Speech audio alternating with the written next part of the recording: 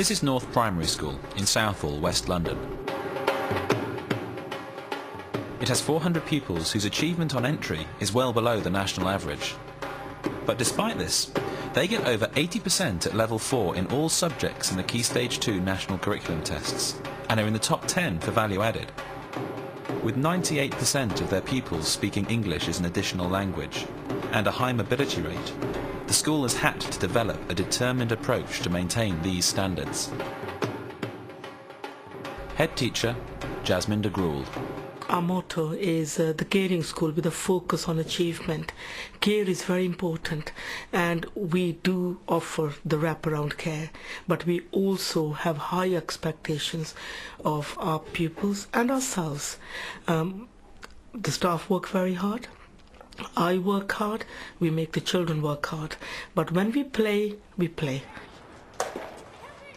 Besides offering a balanced curriculum, the school delivers their results through a structured approach to revising for the tests.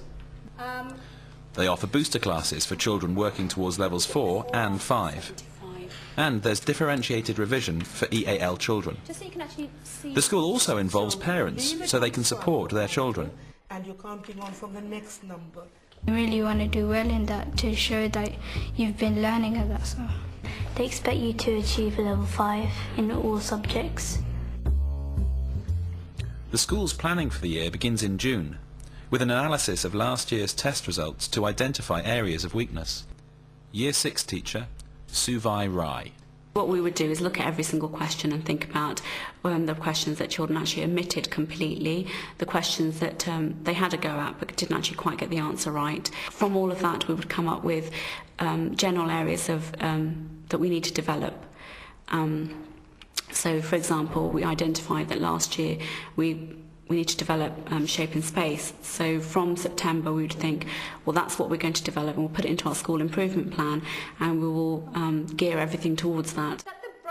We don't like them to miss out on anything. We don't want them to get to high school and think, well, I didn't actually learn that in history, or I didn't learn that in geography. We do want them to have a balanced curriculum. The curriculum in the classroom is broad and balanced till about 3rd week of March. And after that, we do offer revision classes. The children need to see what is expected in a SATs paper. So they will offer practice papers. So why did you tick no? So for 6 weeks before the test, these Year 6 pupils spend every morning revising and practicing techniques that may help them get more marks. Amrit Nanda is working with her Year 6 class on questions from the Key Stage 2 reading test. The story they are using is Time Trouble, about a boy and his magic grandfather clock. Which is question 17. Christelle, can you please read the question? did the boy get on well with his brother Brian? They're seeing what the paper looks like and the different kind of questions they'll get. Explain your reasons, using parts of the story to help you. So you've got to tick yes or no. Okay, I'd like you to just work with your partner. And what else could you say about it? And it's good. Right. How many of you ticked no? I think actually everybody ticked no.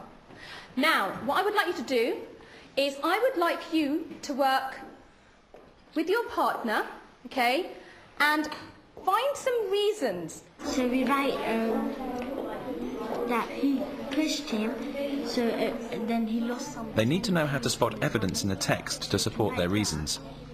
The two brothers seem to fight a lot in the story. For example, on page 10, and then maybe quote one of the fights. So that's, you're actually giving the reason and you're backing your answer up as well, okay?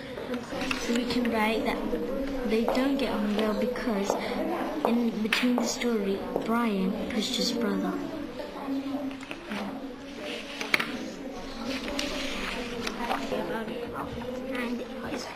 We are going to now become examiners.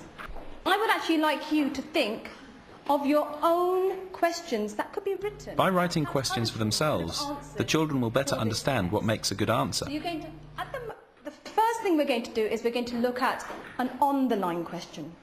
Off we go. An on-the-line question is one where the answer is explicit in the text itself. Right, we're going to ask Mr. Hansgroup for an on-the-line question. Who did the the boy go out with on Wednesday? Okay, Robin. His Uncle Jim. That was a very good on-the-line question because the answer was in the text. Okay? Slightly more challenging task is to find a between-the-line question. Okay? A between-the-line question requires them to make an inference from the text. This very structured approach to revision seems to work for the pupils of North Primary. Okay, I've looked around and Popley has a very, very good between-the-line question. Okay? Let's see if you agree. Popley, would you like to read your question out? Did the boy get what he wanted? So what do you think the answer for that question would be? Ahmed? Miss, it's yes and no because he got his afternoon back, but because he had such a rotten afternoon before, he wanted to have a better afternoon, but he didn't get that, so yes and no. Okay. Now, I think we need some brain gym. Okay? So let's take a sip of water, please. But during this concentrated revision period, the pupils do have frequent relaxing breaks.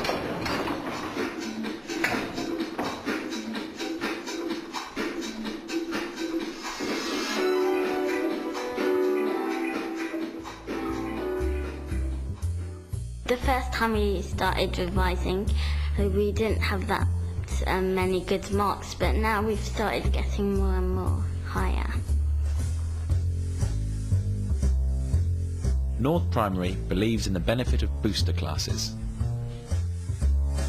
We also have boosters, they're like a bit like tuition, that help us revise. There's some for English, maths and science, like children who need help on that section. With the group that we're concerned about, the ones that we want to boost up to achieve level 4, we start with them in October. Straight after October half term, we start bringing them in because if we feel they're flagging behind, we want to just give them a little extra push to ensure that they're going to get level 4. So they will start in October, and then we have the second stage, which is in January, where the group that we're aiming to get level 5 will come in for their boosters. What we're going to do during a booster class, the children aiming for level 4, of me as a teacher focusing on specifically what they were struggling with in class. So could you measure this angle for me, please, Fazia? In this booster class, the children working towards level 4 are revising measuring angles. They don't feel that they're holding anybody else up, and they're not concerned about other children just waiting for them to answer. Okay, 76. Where do you think you went wrong, Fazia? I thought that you have to go this way, we have to go that way. Good, okay, so you remember now. So remember that when you are counting, you go from the 0, where the line is, and you count this way if the line is there, okay? What if the line was here?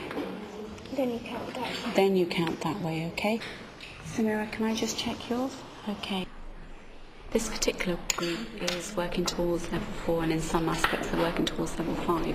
So what we don't do is we don't assume that they can only achieve level 4 in all areas of mathematics. They may have weaknesses in certain areas, but we make sure that we push them as much as we possibly can. And some of them can be quite surprised at what they can achieve. And usually we find that with mathematics it's usually just a confidence problem and not necessarily a skill problem. All done? We have a policy that if a child can't work out a question, it's actually something to do with our explanation rather than actually their learning style. Studies are okay. Check your papers. Right, what I want you to do is just swap over, and you two can swap over with each other, and just check each other's calculations and see if you agree with the other person's calculations. If you agree, I want you to give them a smiley face. So who needs these booster classes? They may be very intelligent children, but they're new to the country. They may be children who've had long holidays abroad because they've gone to India, Pakistan or other countries, and they've come back after 2-3 months. So we want to make sure that when they're in the class, they can access the curriculum which is relevant to their age. But how does the school fit these booster classes into the timetable? And how do they fund them? Amazing thing is my staff have them in the morning. I've had a teacher here who's still there, and she's taken them on Saturdays, sometimes even Sundays. The parents bring them, the children come happily, and a lot of the time there is no additional payment for this staff. You just have to remember everything you've been shown and taught, and you can do anything. Right. I think for the last 2 years, there's been no funding which I could use to offer them any rewards. A lot of praise from the governors, from the parents, from their colleagues, from myself. And the other thing I want to add here is the support that they get from the rest of the staff. I think that's just the way we are as a school and as a staff, and I think it has to come from everybody. It's not just one individual slogging away, it is everybody in the school. And we all have the same vision, and I think that's key. So where we offer booster classes, other teachers, our games teachers offer cricket, football, so all the teachers in this school work really exceptionally hard.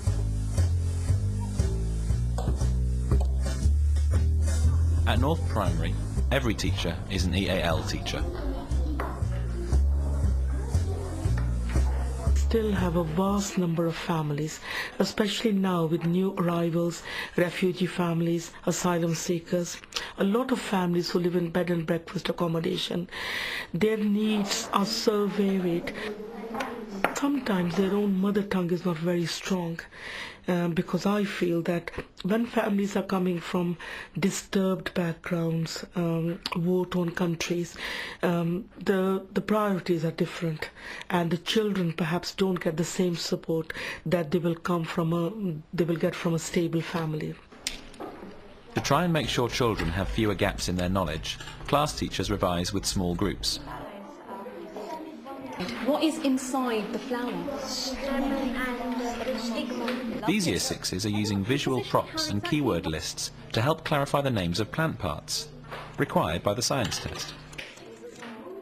In your mind, or even aloud, you can say what each part is, so you're actually remembering what they are, what their function is.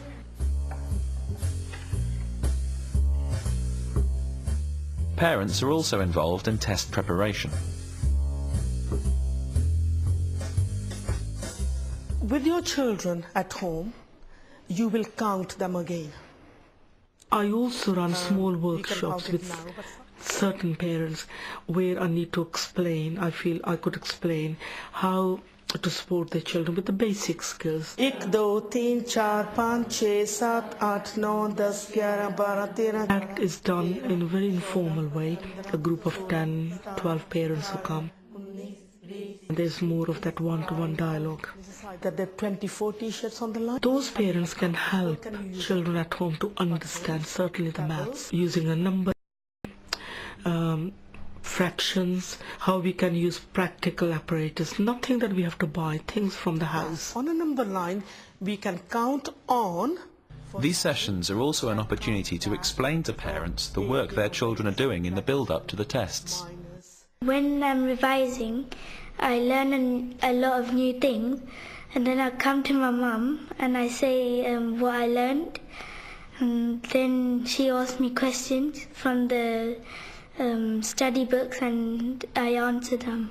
We have a lot of supportive parents, we have a great governing body, so we work in partnership with everybody, and the children are a part of that. Without the children and their enthusiasm, I don't think we'd have attendance at our booster classes. So it would, be all well and good us opening our doors at 8 o'clock, but we need the children to turn up, and they do.